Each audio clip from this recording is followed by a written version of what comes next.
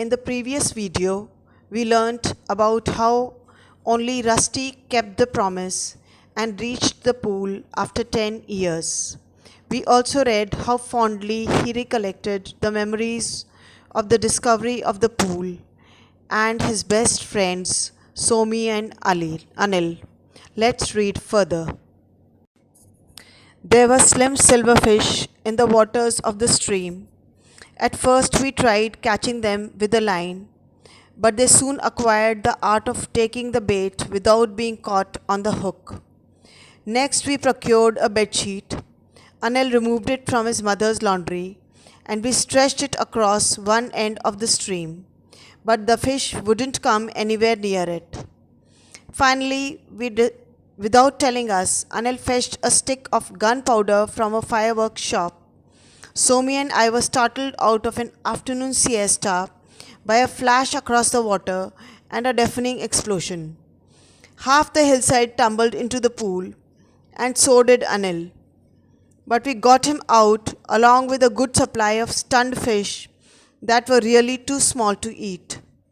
Anil, however, didn't want all his work going to waste, so he roasted his fish over a fire and ate them by himself, including their tails. In this paragraph, Rusty describes their fishing adventure. Line is a fishing rod and bait is a small piece of food attached to the hook of the fishing rod to attract fish. The fish are very clever. They soon learn to eat away the food without being caught by the hook. So they tried catching them by using an old bedsheet which Anil brought from his mother's laundry, but were not successful in catching any fish. Then one day, Anil got a stick of gunpowder from a fireworks shop and exploded it in the afternoon. Somi and Rusty were taking an afternoon nap near the pond. They suddenly woke up by the loud sound of explosion. Because it was a hillside, the sound of explosion echoed and became deafening, and the whole place vibrated immensely. Anil fell in the pool. Somi and Rusty pulled him out and also a large amount of tiny fish. Anil did not want his efforts to go a waste, so he roasted all the fish, including the tails, and ate them up all by himself. The effects of the explosion gave Anil another idea to enlarge our pool by building a dam across one end. This was accomplished with our combined labor. But we had chosen the season of the monsoon rains, and one day a torrent of water came rushing down the bed of the stream, bursting the dam and flooding us out of the ravine. Our clothes were carried away, and we had to wait until it was dark before slinking homewards, stark naked. We kept to the darkest alleys, but Somi was spotted near a lamp post.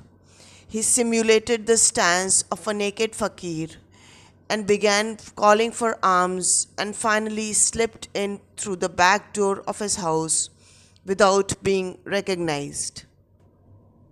The ever-energetic Anil came across one more idea: to enlarge the pool, that is, to make the pool bigger by building a dam at one end. So the three of them made it successfully, but they had chosen the wrong season to build the dam. As we all know, monsoon season is a rainy season and it rains heavily on the hills in Dehradun. The newly built dam could not take the pressure of heavy rains and collapsed. The boys were enjoying themselves in the pool at that time. As the dam burst, the pressure of water forced them out of the ravine, the deep narrow valley of the pool.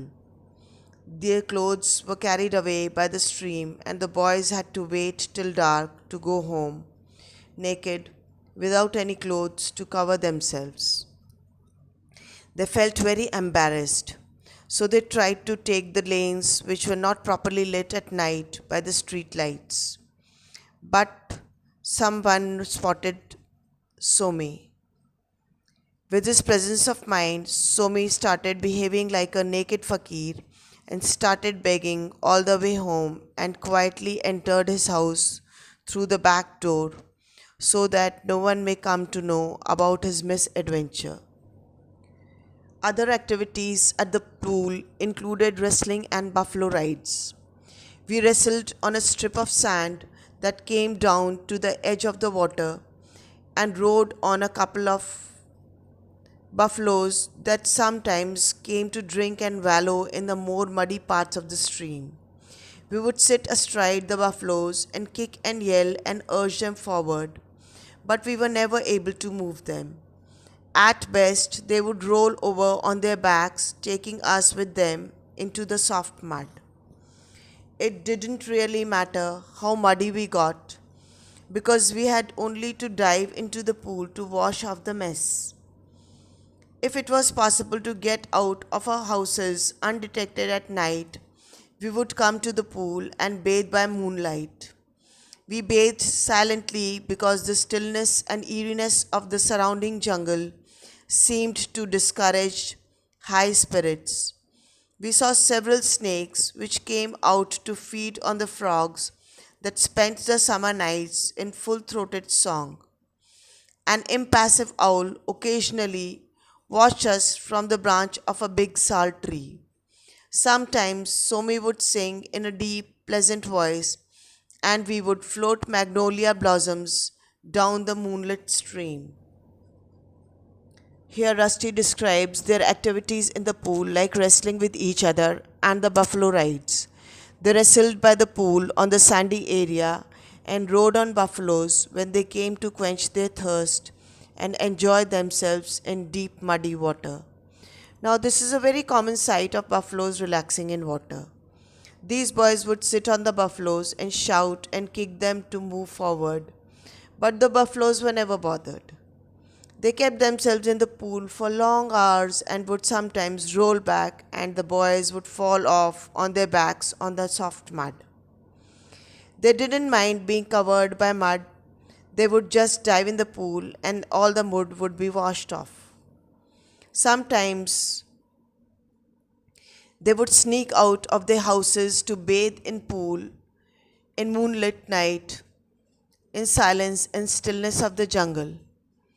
They would see snakes come out of their holes and eat the frogs who would be croaking loudly in summers. At times they could see the owl perched high on the big sal tree.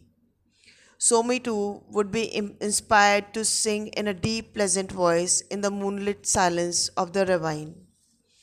They would also float magnolias in the stream. Magnolias are white, fragrant flowers.